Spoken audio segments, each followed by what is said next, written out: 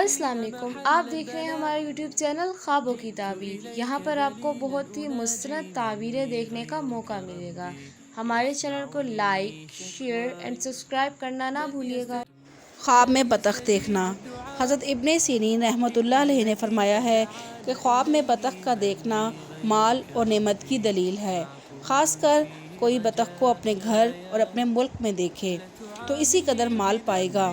اگر کوئی شخص دیکھے کہ بہت سی بطخیں اس کے گھر میں جمع ہوئی ہیں اور بولتی ہیں تو یہ اس بات کی دلیل ہے کہ اس جگہ مصیبت اور آفت آئے گی۔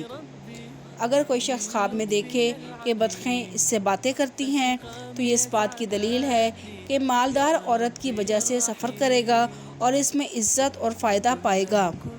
حضرت ابراہیم کرمانی رحمۃ اللہ علیہ نے فرمایا ہے کہ خواب میں بطخ کا دیکھنا اہل بیت میں سے ایک بزرگ مرد مال حشمت والا ہوتا ہے، اور اگر کوئی شخص دیکھے کہ اس سے کچھ پایا ہے تو یہ اس بات کی دلیل ہے کہ اسی خوبی کے آدمی سے کچھ پائے گا۔ حضرت جعفر صادق رحمۃ اللہ علیہ نے فرمایا ہے کہ خواب میں سفید بطخ دیکھنا مال ہوتا ہے یا مالدار عورت ہوتی ہے، اور سیاہ بطخ دیکھنا خواب میں کنیز ہے۔